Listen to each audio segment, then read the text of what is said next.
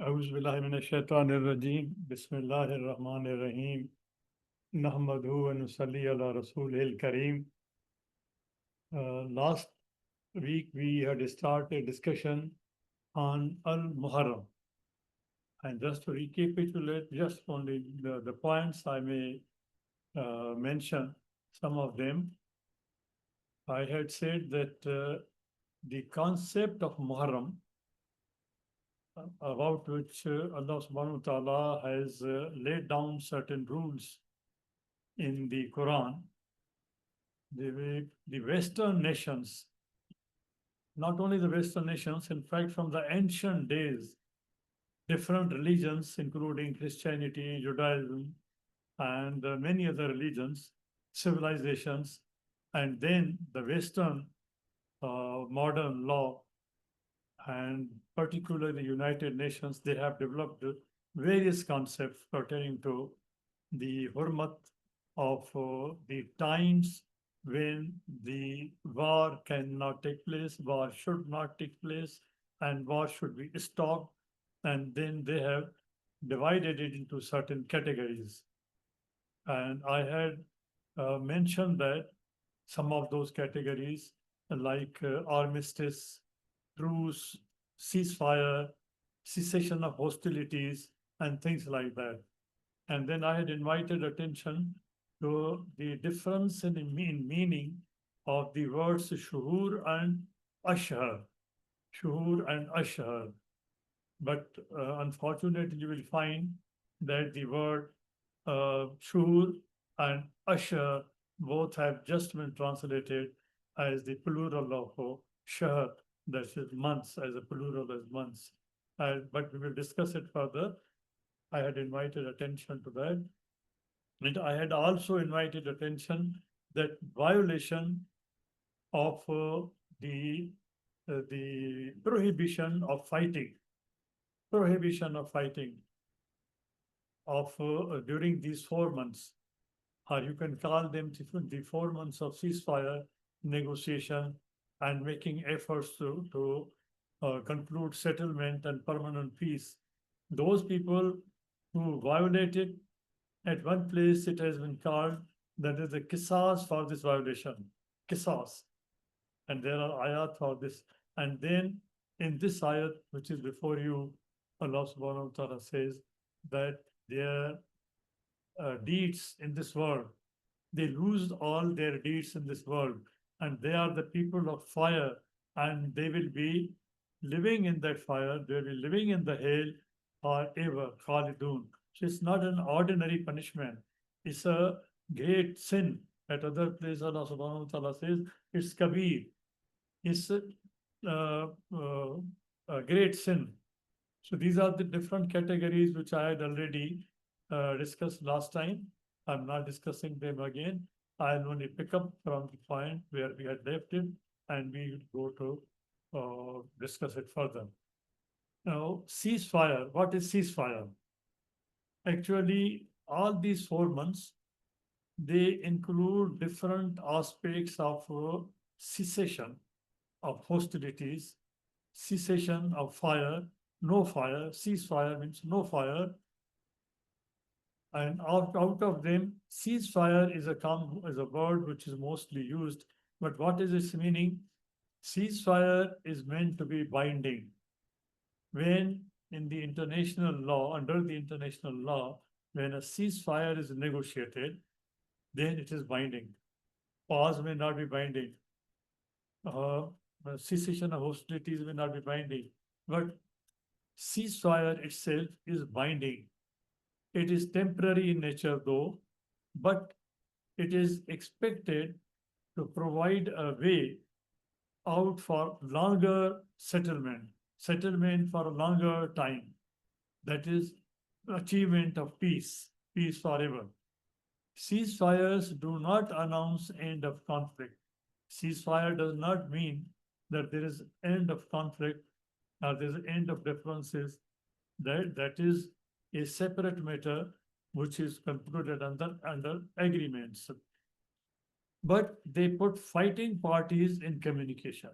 They bring them to the table so that they continue their negotiations. But you have seen that here the criminals, they even kill the negotiators. They even kill the parties which try to bring them together for negotiation. So ceasefire provides an opportunity that the fighting parties, they come in communication with potential for permanent settlements. If they violate this clause, this arrangement, I have shown you the ayat. This is promise of God that these people are identified as the people of fire, and they will live in fire in the hell forever. Khalidun is such a big crime. Unlike truce, a humanitarian pause or cessation of hostilities, the declaration of ceasefire applies to entire area of conflict. For example, two countries are fighting. The humanitarian pause may take place in a particular area. For example, on the eastern border, a truce may take place on the western border, or cessation of hostilities may take place in the urban areas, something like that. But when the ceasefire is declared, it means it is a complete no fire, there's complete ceasefire between the countries, between the conflicting parties in the entire geographical area, their entire countries. Armistice brings formal end to war. You may recall that in 1971 particularly, when there was war between India and Pakistan, there was it was very difficult to conclude to hold the ceasefire to make ceasefire in Kashmir. So at that time, this word armistice was being used commonly. That some people said that it is ceasefire and it is not a formal end to war. The conflict is there and the war may resume any time. Therefore, in order to satisfy the public sentiments, particularly from the Pakistan side, this term was being used that the armistice has taken place, although there is no formal end to war. The war has not ended, but only the armistice has taken place. Like the present war between India and Pakistan, 12-day war, Modi says that it is a pause. It is not a ceasefire. Whereas some people interpret it that it is ceasefire. So armistice brings formal end to war. You may recall one statement made by Zulfikar Ali Bhutto when he was going for similar agreement. He went to India, and there were prisoners of war with India, Pakistani prisoners of war with India, and they had occupied certain areas in West Pakistan also. Then journalist asked Bhutto at the airport that you are going for political negotiations, and political negotiations are usually give and take. You say that you are going to take the prisoners back, and you say that you are going to take the territories also back. In return, what will you give? You will take the prisoners back, you will take the territories back. In return, what you will give? He said that in return, I will formally end the war and we will give peace to India. We will give peace to India if they return our territory, if they return our prisoners of war. This is what is happening today in Gaza. So armistice brings formal end to war, but the ceasefire does not. But it is, but it is not a peace agreement. Peace agreement after the armistice or after the ceasefire is a separate process. A peace agreement must be concluded. This is what to which the Prime Minister at that time, the Prime Minister of Pakistan, referred to. Why I am referring to these things? I am referring to these things that let us find out the points of wisdom from Quran, what the Quran says. It is it relatable to the modern world? Is it relatable to our daily life? Is it relatable to war and peace? Is it relatable to science? Is it relatable to our businesses? Yes, Quran is relatable to every aspect of life. The only thing is that we try to find out and locate and understand. Those people who have understood, they have benefited from Quran. What is tranquility? Sometimes during conflict, organizations like UNICEF or WHO, World Health Organization, they make pleas, they make proposals, they call for a day of tranquility, just one day, just few hours. Give us some few hours. Stop fighting. As I said, that sometimes a tranquility, time of tranquility is negotiated between the conflicting parties that some activity has to take place, let us stop war. And I had given you an example that I had visited one place during this day of this period of tranquility. These days are generally meant to give children uninterrupted access to healthcare on specific days. Children, weak people, sick people, old people, women, pregnant women, they have to give birth to the children. Children are sick. These are the laws of the civilized world. And Quran at that time, it divided the period of different interruptions in the war in two parts, 1 month and 3 months, so that these things can take place. And during the war also, these things were allowed. Interruptions of the war, tranquility during the period of war, during the war, so that these activities can take place. But today we find that the people have become so criminal, so cruel, that they are bombarding hospitals. There was a time, for example, during 71 war, I was in the information ministry. And at that time, the international journalists who were allowed in Pakistan to cover the war, they were staying in a Pearl Continental Hotel. And they were given to understand that India will not bombard these hotels where the international journalists are staying and the hospitals, and Pakistan will also not make any bombardment on such areas where the international journalists are staying in India.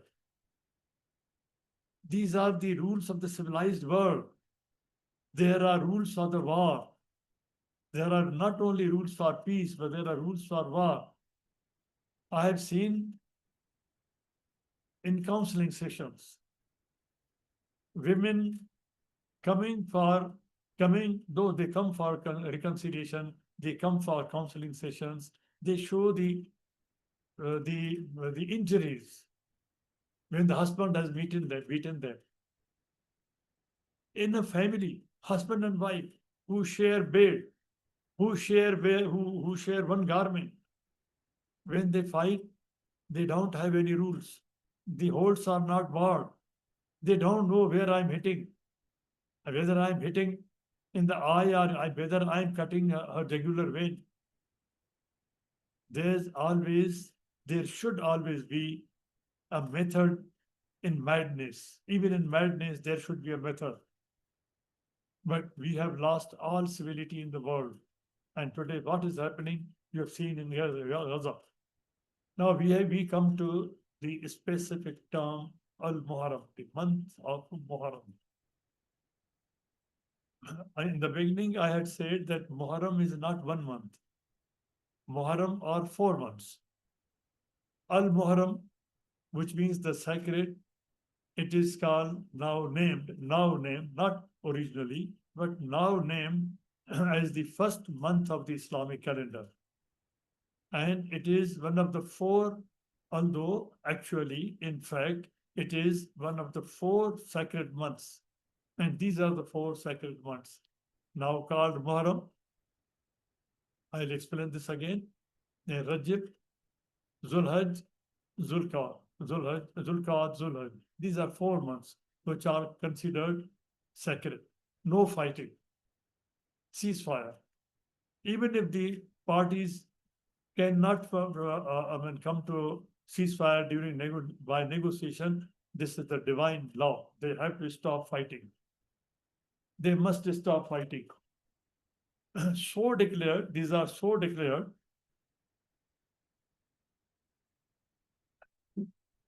because during this period, warfare is banned. It is banned by God. It is banned by Allah.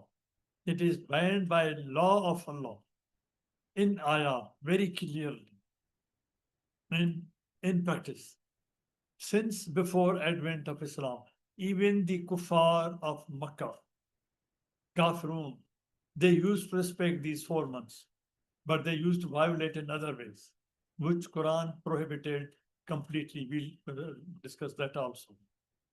Earlier, the month now called Al-Muharram was called Muharram Safar. This was also an addition. Actually, there were two Safars. Safar Awal, Safar Sani, like Jamad al-Awal, Jamad al-Sani, like Rabi al-Awal, Rabi al-Sani. There was Safar Awal, Safar Sani. From the Safar Awal was made Al-Muharram. And the Safar Sani, they dropped the word Sani and they simply called it Safar. This is the history. Al-Muharram was called Muharram Safar in the beginning when they were switching over. When they ultimately called Muharram, before that, they used to call it Muharram Safar, which means Safar Awal. Originally, it was Safar Awal. Then they started calling Muharram Safar, and then they dropped Safar and they simply called Muharram. And Safar Sani was dropped and it became Safar, which distinguished between Safar 1, Safar Awal, which was sacred, and Safar Sani, which was not sacred. Safar 1 was called sacred, therefore they called it Muharram Safar, but ultimately they dropped Safar and they called it Muharram. Over time, Muharram itself became name of the first month of the year. These are the references. If you want to study this further in detail, this you will find in the Brill. Brill also, I'll show you the reference in the Brill. This is Brill. I have brought the extract from Brill. You must have seen the Islamic history by Brill, the dictionary by Brill, one of the, I think, marvelous works on Islam done by Brill. The first month of Muslim year, it is not a proper name. Muharram is not a proper name. It may be noted kindly that Muharram is not a proper name, but it is adjective. But people have attached religion or faith to this meaning. One sect has particularly made it a religious aspect rather than a secular calendar aspect. It is not a proper name, it is an adjective.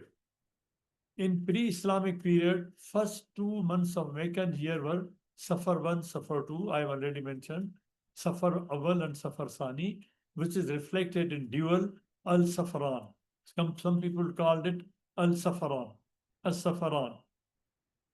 For Al-Muharram and Safar, in Old Arabic year, first half year consisted of 3 months of 2 months each. First 3 months were dual of 2 months. Dual of 2 months is 2 months, like Safar Awal, Safar Sani, 2. Rabi al-Awal, Rabi al-Sani, 2. Jamad al-Awal, Jamad al-Sani, 2. So this makes 6.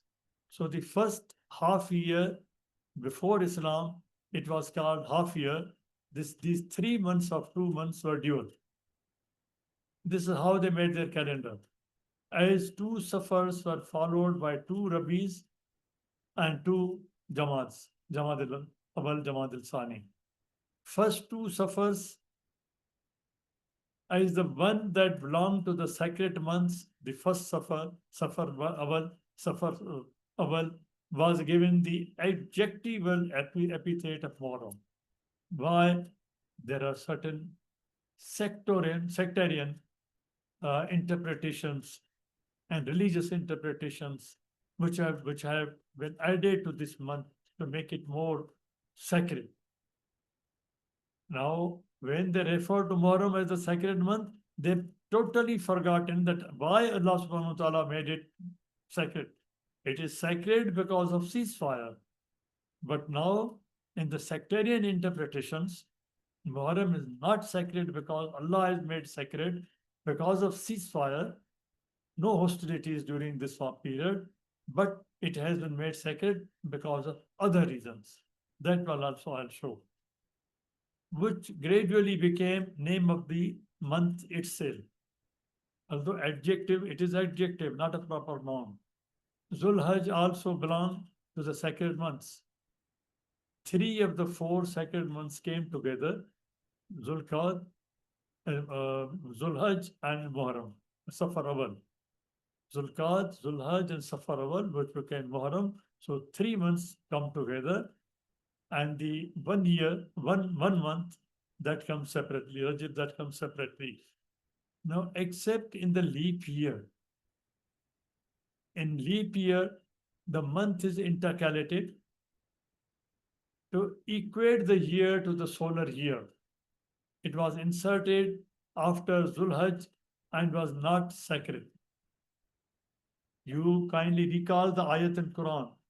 They say that they, out of their own calculations, own reasons, they make 1 month sacred and the other month not sacred, and they intercalate, they interchange according to their requirements. Now, after Zulhajj comes Safar Awal or comes Muharram. Muharram is sacred, or Safar Awal is sacred. But when they intercalated, when they brought another month after Zulhajj, it was not sacred. So they said that after Zulhajj we can fight. Therefore, the Muharram will become not the first month of the year. Safar Awal will not become the first month of the year. It will become the second month, and that will be sacred, not the first month of the year. And the next year, the situation will be different. It is in this context that the ayat refers that they are violating the law of Allah subhanahu wa ta'ala. The first month, when it was called Safar Awal, or afterwards when it is called Muharram, itself, it is sacred. No other month can be brought in its place as non-sacred, and then you move it to the next month.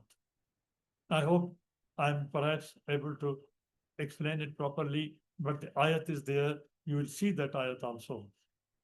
It thus came about that learned Muslims at that time described the intercalation or renaming the Muharram concerned as Safar, as making Muharram not sacred.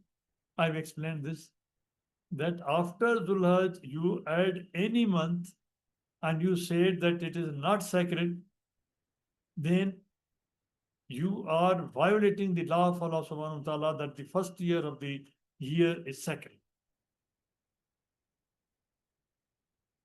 They meant that the month after the pilgrimage, which was considered as Al-Muharram, following the custom, is not sacred, and they will fight. Immediately after Hajj, they will fight. In doing this, they of course overlook the fact that Safar proper now only comes third. I've explained this, but if you want to go into details, you can go into the Brill. I have only brought an abstract from Brill. And the Quran, I think ayat is very clear, but this is the background. Now, some people have made Muharram sacred and according to them, more sacred, as I said, on sectarian basis, not because of the ayat of Quran that Allah subhanahu wa ta'ala has declared ceasefire during this month, but because of certain other reasons. For example, they say Caliph Umar died during this month. It is a very sacred month. And some people say that the 10 days of Ashur, they come in this month. Therefore, this month is very sacred because Karbala took place during this month. They don't say that Muharram is sacred because Allah has made it sacred and declared ceasefire, ordered ceasefire, but they say it is Muharram is sacred because of Karbala. And then some people say, for example, Yahudis, they say that Muharram is sacred because it was in that month that the sea was parted for Moses when the Exodus took place. The Jews were brought from Egypt to Sham. So they say it took place in Muharram. When you are not sure about the weather, about the time, about the year itself, how do you know that it was Muharram? They don't know even the specific year, specific date, specific time, specific month. But they say that some people say without any evidence that it was Muharram. And they consider that Muharram is the month of salvation, they keep fasts during this month. And there are ahadith also about this. And some people even go to the extent that Nuh alayhi salam got down from the ark, he disembarked the ark, he came to the ground, to the Judi place. Judi means the high place where there is abundance of sweet water, water fit for human consumption, water fit for agriculture, fit for animals, and it is good for agriculture. That place in the root meaning means Judi. Judi. It is not a proper name. It describes the place. It describes the properties, attributes of that place. Judi. Nuh alayhi salam, they say that he disembarked the ark in the month and it was the month of Muharram. Do we have any calendar? Is there any proper calculation? Do we know any year? But they say. Now they say that Allah subhanahu wa ta'ala forgave Adam alayhi salam in the month of Muharram. As if they have calculated, made a calendar that when Adam alayhi salam was created, when he landed in Jannat, when he moved from Jannat. So is there any calendar? There's no calendar. But they have made it more sacred because of these things. But they don't refer to the sanctity which Allah subhanahu wa ta'ala has added, has given to this month in Quran because it is a month of ceasefire. No fire, no fighting. Some people say that Yusuf alayhi salam was released from prison in Muharram. Where is the calendar? Some people say that Aqsa Mosque in Jerusalem was initially set as direction of prayer for Muslims. Mourning commemorates the death of Hussein ibn Ali, spanning first 10 days of the month, and they say Muharram is sacred because of this, not because of the ayat of Quran, which forbids fighting. How are we interpreting the ayat of Quran? Other things have become more sacred for us than the Quran itself, the ayat of Quran itself. You kindly don't go by my word. You look into the lexicon yourself. These are the names of dictionaries, many dictionaries quoted in the lexicon of Edward Lane's lexicon. These are different dictionaries which have explained suffer, the history of suffer, which Brill has explained, which I have tried to explain, and I have given some other, quoted some other references also, and in this lexicon also, it has been explained. Al-Muharram, so called, it is called Al-Muharram because you in the old days, before Islam, it is before Islam, they used to bring provisions, stores, the things they needed for their markets, for their houses, for storing. Because, for example, if there was war, and or if the war is going to be there, so these were the 3 months, Zulqa'd, Zulhajj, and Safar Awal or Muharram, that during these 3 months, the trade activities, the business activities, agriculture activities, and the supply chain will become active. They will bring the provisions and store them during these 3 months because they knew that after that, again, the war will start. From the granaries, they will bring this. There is another background. It was called so because this was considered the month by which everything would become empty.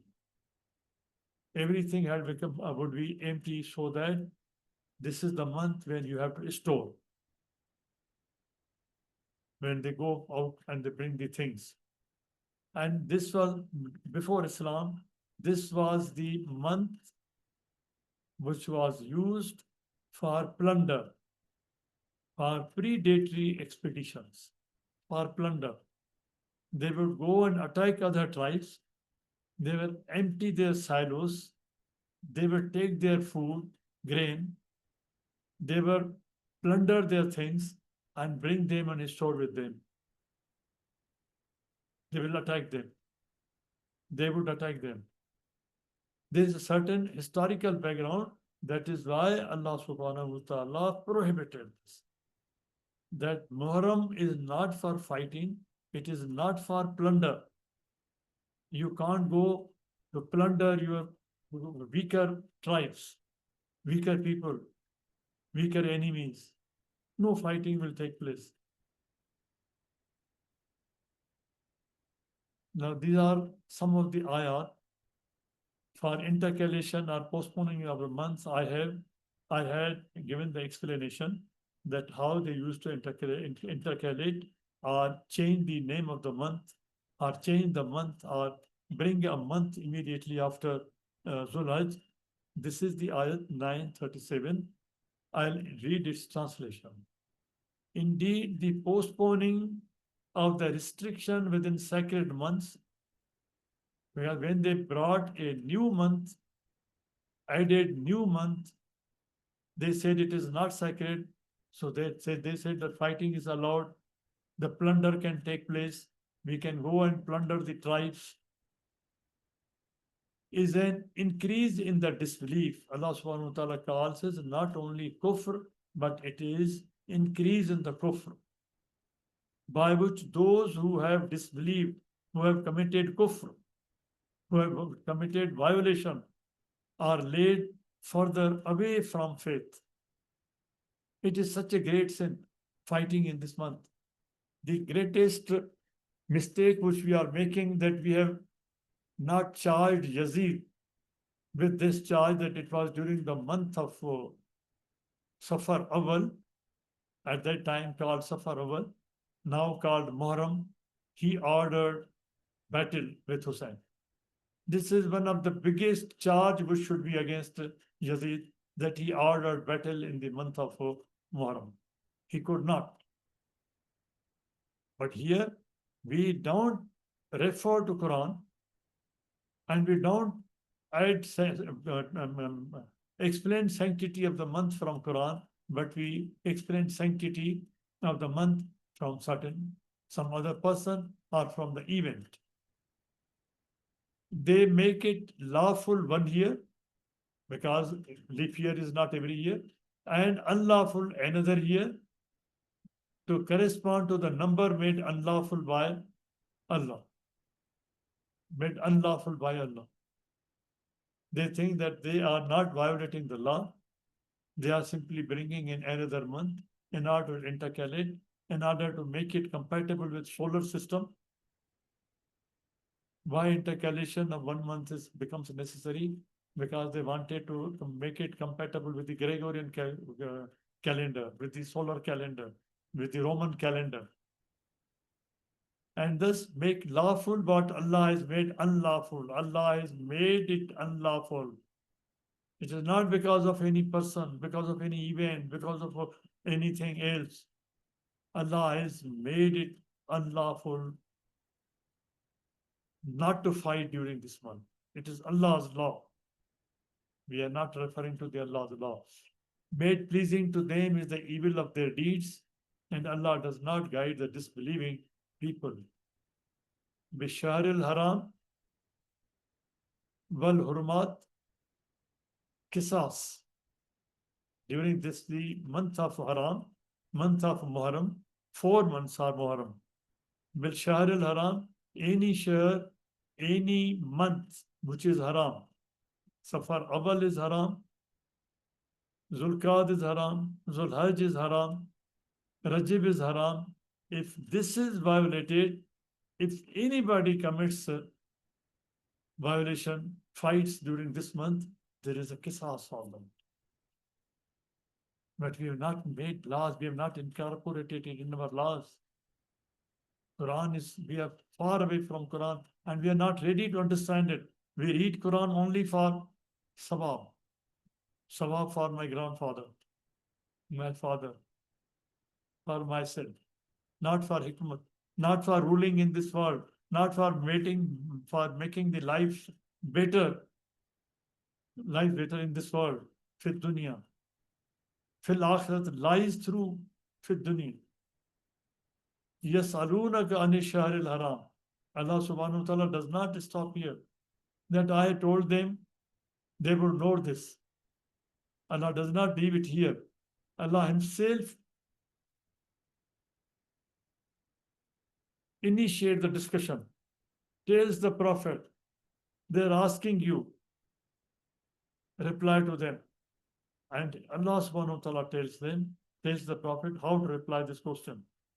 Well, they're asking you about fighting in this month which is sacred, in any month which is sacred, in these 4 months which are sacred, not just Muharram, Shahrul Haram, any Shahr which is haram.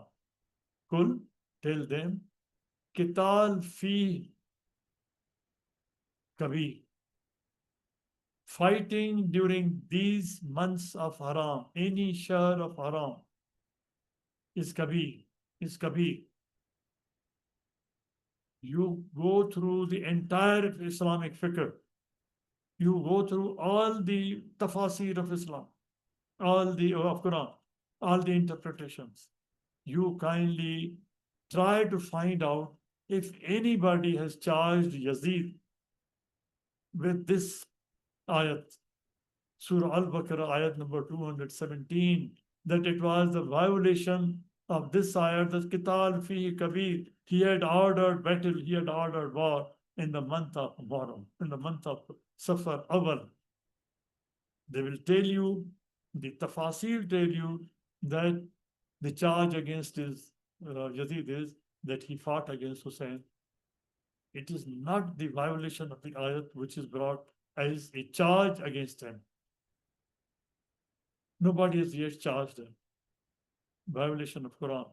We are violating Quran every day. In our daily relationships in the family, we are violating the legal provisions of Quran in our relationship with mother, in our relationship with husband and wife, in our relationship with children, in our relationship with neighbors.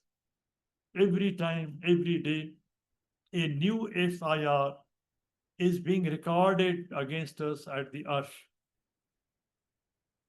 Violation is taking place every day of innumerable and many ayat of Quran. I think I stop here, and next time, Allah willing, and if you will also like, we will continue discussion from here. Subhana rabbika rabbil izzat amma yasifun wa salamun alal mursaleen walhamdulillahi rabbil alameen. اللهم صل وسلم وبارك على سيدنا محمد وعلى آله وصحبه. اللهم اهدنا فيمن هديت، وعافنا فيمن عافيت، وتولنا فيمن توليت، وبارك اللهم لنا فيما أعطيت، وقنا واصرف عنا شر ما قضيت، فإنك يا ربنا تقضي بالحق ولا يقضى عليك. اللهم ادخلنا برحمتك في عبادك الصالحين. اللهم اخرجنا من ظلمات الجهل والوهم إلى نور العلم. اللهم علمنا ما ينفعنا، وانفعنا بما علمتنا، وزدنا علما. اللهم اجعلنا ممن يستمعون القول فيتبعون أحسنه. اللهم اكفنا بحلالك عن حرامك، وبطاعتك عن معصيتك، وبفضلك عمن سواك. اللهم بفضلك ورحمتك أعلي كلمة الحق والدين. اللهم انصر الإسلام وعز المسلمين يا أكرم الأكرمين. Oh Allah, spread your mercy upon us, shower us with your blessings, increase our knowledge, grant us forgiveness, and reward us with the company of the prophets in the Firdaus al-A'la. Oh Allah, purify our hearts, strengthen our faith, increase our knowledge, and make us benefit from what you have taught us. Oh Allah, forgive our parents and all our friends and relatives who have passed away. Oh Allah, make their graves garden from heaven and grant them the Firdaus al-A'la. Oh Allah, we have many of our friends and relatives who are sick. Oh Allah, grant to all of them full and speedy recovery. Oh Allah, guide our children, protect them, and make them righteous. O Allah, grant us the power and the ability that we may be grateful for the favors you have bestowed upon us and our parent, and that we may do righteous deeds that are pleasing to you. O Allah, we seek from you all of the good, whether we know it or we don't. And we seek your refuge from all evil, whether we know it or we don't. O Allah, we seek refuge in you from incapacity, from laziness, from fear, from greed, from poverty, and from the torment of the grave.